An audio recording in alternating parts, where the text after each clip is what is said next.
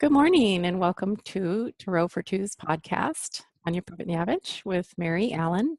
We are looking at a card of the month this time, which I've had out on my altar this month, and it is the Hanged One. Hi, Tanya.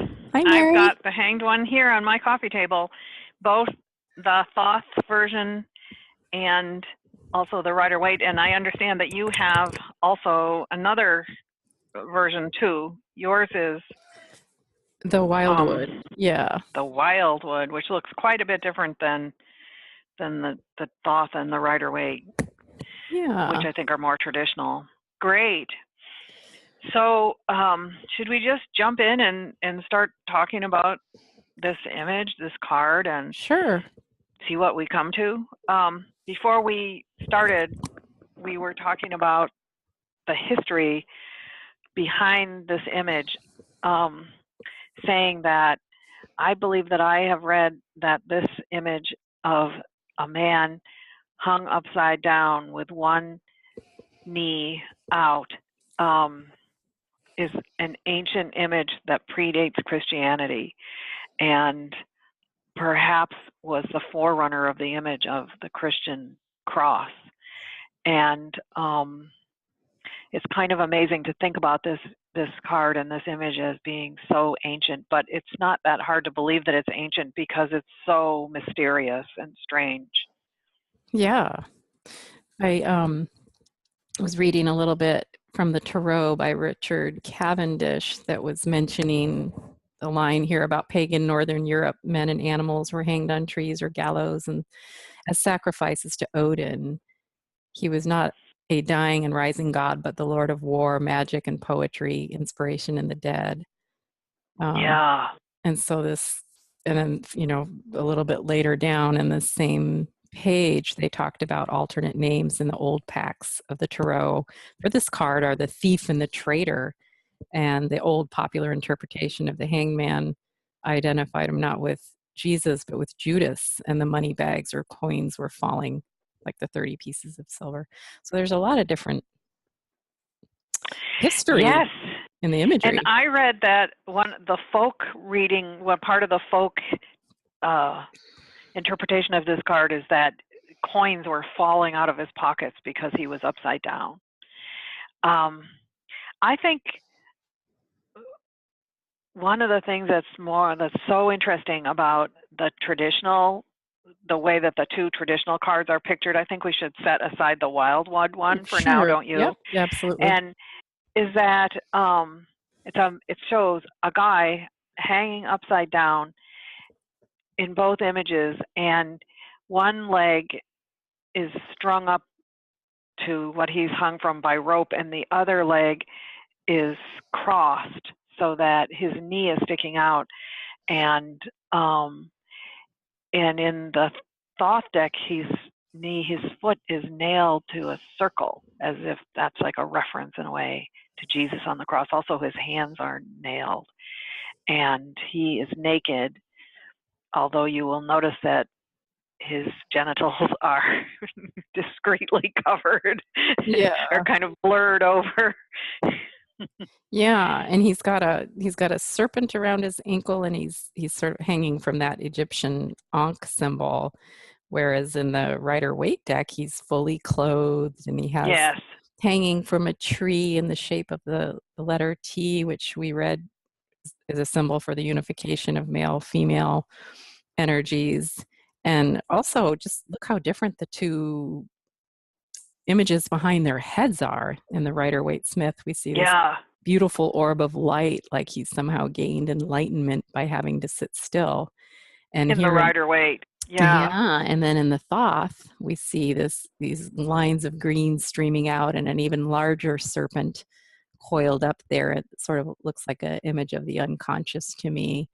Below his head. Yeah. And I've noticed that in what I've read about the meaning of this card is they all sort of talk about the same thing, and in different books, some of them put more emphasis on the idea that he's hung, he's stuck, he can't get anywhere. And in those readings, they say that the serpent is the snakes are asleep, they can't go, they're not waking up and doing anything. But in other interpretations, they say this is actually a symbol that he's getting unstuck. He's at the end of the stuck portion, right? Yeah. And so that serpent is a symbol of how he's waking up. But so that's kind of interesting. Yeah. I just want to go back to this thing of the bent knee in both images. One thing I've noticed is that it's the opposite knee. In the Rider-Waite, it's the left hand leg, and in the Thoth, it's the right hand leg. And the Thoth hanged one, I always call him, it says the hanged man, but Tanya, you call him the hanged one, right? Yeah, I guess that's funny. I didn't realize that till you just said that. Yeah. I always thought you were trying not to be sexist when you said that. Well, I'd love to take credit for that, but I wasn't conscious on you my weren't. But he's kind of abstract, and as many of the Thoth images and figures are. I mean, he's kind of abstract. He is, and if you look behind his head, he has sort of this peach veil. I mean, I think if you look hard enough at the figure, you can tell they're definitely trying to make him male, and they do. Lady Frida Harris and has written the hanged man, or at the bottom there, they've signified it as the hanged man. But yeah, I guess it does. If you say the hanged one, to me, that it does include both in the experience of what that might be. Yeah. It's such an interesting image, and we were also saying before that this is the major arcana that comes before death, which follows it. And if you think of it as the majors as a kind of journey, it's interesting to think of this as coming right before death. And didn't you read something about that, Tanya? Yeah, and I'm looking a little bit here at a quote from Jung about descending into the unconscious, and the conscious mind puts itself in a perilous position when it goes down into the unconscious. And sort of like a situation of the primitive hero who's devoured by the dragon. So the conscious mind has volunteered to die in order to begin a new and fruitful life in the region of the psyche where where we might not have gone before. So that's interesting. So that's sort of suggesting that in this image, this is the conscious mind is getting ready to die because death is the next card, or maybe. And I mean, here it talks about Jung's process, to make this journey into that collective place, and he likens it to the journey to Hades, right? And to make this journey, Jung thought, was to run the risk of psychological disintegration and possibly schizophrenia, right? So there's this element of sacrificing oneself to see what's in there, but it's very frightening, right? To surrender. Oh, that's an interesting idea. And then come back out. Yeah, because I've also heard that one of the readings of this card is gained through sacrifice, but I never thought about that particular interpretation, which would be a Jungian one, I guess, that you were referring to. The danger and the sacrifice represented by the threat of going into the unconscious. That's from that's from the Richard Cavendish again. So again, there's so many ways to enter it. And we talked about Arrien a little bit too, how she calls it the pattern breaker, the hanged man. Yeah, we're talking about the book, the Tarot Handbook by Angeles Arrien. And what's the name of the Richard Cavendish book? This one is just called The Tarot. The Tarot by Richard Cavendish, right? Yeah. Yeah. I don't know, it might be too early to bring this up, but I just want to say the big question for me is always, what do we do with all this information, and how do we translate it into something that's meaningful to us in terms of our own lives? And absolutely. I love knowing all this background about the cards. I love reading about the different meanings of the cards. But since this was your card of the month, Tanya, let's think about what that really means. Are you turning it back to me? No, I'm just, I mean, isn't that what we do with the cards? Is we try to divine what they're saying to us. Sure. By partly we do that by looking at the image, and even sometimes we look at the image and we see, is there anything in particular in the image that speaks to us? Maybe even something that isn't anywhere in the books that they talk about. You're right. Um, Because it has and to, oh, go ahead. yeah, no, go ahead. Oh, it has to connect to us, the living people, actually walking through the life itself. So, you and I have talked about how we have relationships to the cards just from having drawn them so many different times. So, I have a quintessential example that fits the hanged one for me, and that Great. was from when we were living in Northern California and uh, waiting to move to San Diego to join my husband, who was working down here, and the timing needed to be right. There were many factors to get in place. We had family members passing away who weren't doing well. We had children to integrate into school. We had to make sure Mark's job was secure. And the whole time I got this card over and over during that time because part of my heart was broken. I wanted to be all together in one place. And so when this card fell, I had that inner resistance. And of course, very humanly, I was frustrated. Like, we said we were going to move this month. Why do I have to wait another 6 months? And it kept happening. And I kept getting this card. But it was also calming to me to think about. I remember focusing on the light around the figure's head, where it was saying there's some larger force at work here that knows something that I don't know yet about the timing. And that was very, Yeah. very soothing to me. And oftentimes I like the artwork in both decks for different reasons. And the Rider-Waite, the vibrant red tights, the blue cloak, those were cheerful and very life affirming to me. That even if you're upside down, to hold on to those colors. They're primary colors, red, blue, yellow. So, all the colors can be made with those combinations. And it just metaphorically spoke to me about just, be patient, Tanya, just wait, hang Yeah. in there. Yeah. That sounds so great. So his tights the guy's got red tights on and a blue shirt or whatever you want to call it, and then he's got that golden rays around his head, and he also looks, I find the hanged one, he looks peaceful. He looks sort of ordinary, cheerful. He's outdoors. There's leaves on his cross that he's hanging from, or whatever you call it, whereas the hanged one, the hanged man in the Thoth deck is more sort of, what did you say? Oh, in the Thoth, yeah. The Thoth deck, in the Thoth deck. It's kind of more pale. It's a little creepy, actually. I've always thought that was slightly creepy. It's muted colors. It has a lot of Christian symbolism. He's this naked guy, and somehow he reminds me of Jesus on the cross. Right. He's got the nails through the palm. It's a very visceral interpretation of that. And then, he's got these grids and lines behind him. So I would agree. Yeah. So I'd go for the one in the Rider-Waite deck. That is a much more cheerful. He looks ordinary, like, oh, here I am living ordinary life, just waiting to get my foot off of this, to get strummed, off the tree. Let down off of this thing I'm hanging from. And also he has his hands are behind his back.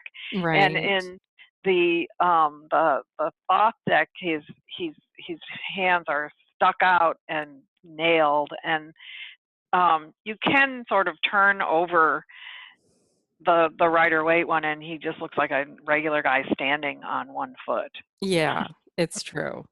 Yeah, and then so Mary, I love to collect different tarot decks. So I love comparing the Rider-Waite and the Thoth. We've done that together for many years, and then over the years, I have different decks that I like to play with. So the Wildwood one this month I pulled, and that's the one that's speaking to me in the present today. It's this mermaid, and she's actually upright. And some of the books, when you and I were talking earlier, talked about how older versions, pagan versions, also sometimes showed the card inverted, upright, and they called it prudence instead of the hanged one. So I'm not sure if that went into play here with this artist. But in this image, it's a mermaid holding an orb of light. She has a mirror, and there's a boat with a shrouded person inside the boat, and an image of a bird. I think it's a heron or a shrike. But I just am writing a lot about the past and trying to let things go. So to me, she's a beautiful symbol for that murky emotional work and trying to hold up something of light and then letting things go and getting ready to let them go. Yeah, More and fully. that the corpse in the shroud on the boat, which is sort of out across the water in the distance, that's really interesting. That would be a great symbol for that too. Yeah. Yeah, so it says here, I'm looking at the book itself. So this deck was made by I believe it was Mark Ryan and John Matthews here made the book, illustrations by Will Worthington. So it says here, a dark serpentine figure rises from the water holding a golden mirror. Her curling tail vanishes in the water, and with her left hand she holds a crystal ball, an orb of seeing, held by the dark woman of knowledge, a figure from humanity's most ancient past. And it is a heron standing there. And there's actually they say in the boat lies an ethereal figure, a sleeping soul awaiting its journey to the island. That feels redemptive and beautiful.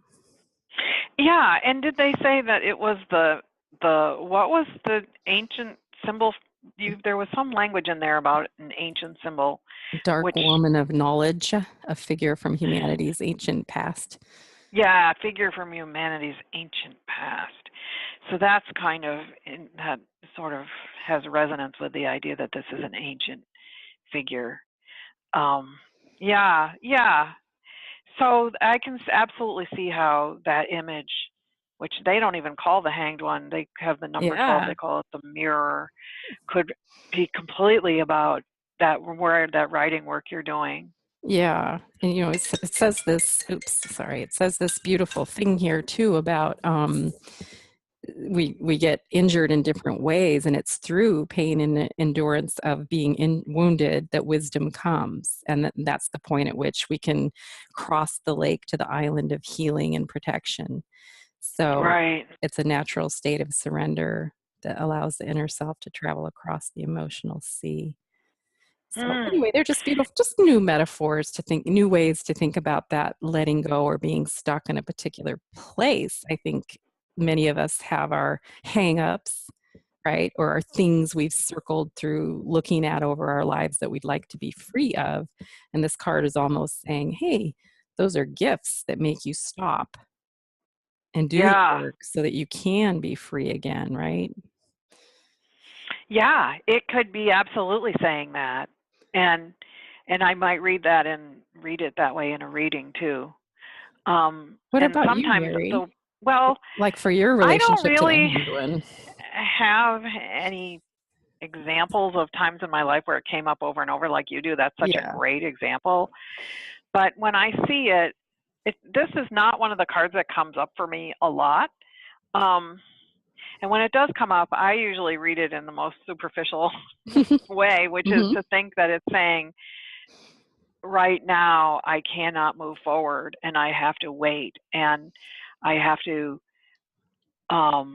learn what there is to be learned before I can move forward. And that's somehow, usually that's how it speaks to me when it comes up for me. But yeah, this is great. I just turned mine over so that it looks like there's, two guys standing on one leg each. But now I'm turning them back over, and to me, this card really captures the mystery and the beauty of the cards. It's so mysterious. It's so strange. When I look at it, I just get this sense of even medieval history, and I don't always, want to put just a very specific reading on it, although I just said that I do. I mean, the Motherpeace deck, I think, is the one that counsels taking an action to physically experience being upside down again. Like, go out to the swing sets in the park sometime and let your head hang back and let go and remember what that was like to swing with your feet going up to the sky. And so I think there's sort of enchanting or beautiful ways to play with it a little bit. Yeah, yeah. Yeah, what a great thought. Okay. Is that, do we have anything else we really want to say about this card right now? Yeah, I think this is good. This is great, Tanya. Thank you. Okay. Tarot You're blessings welcome. on your week. Yes, same to you on your week and everyone else's week. Okay.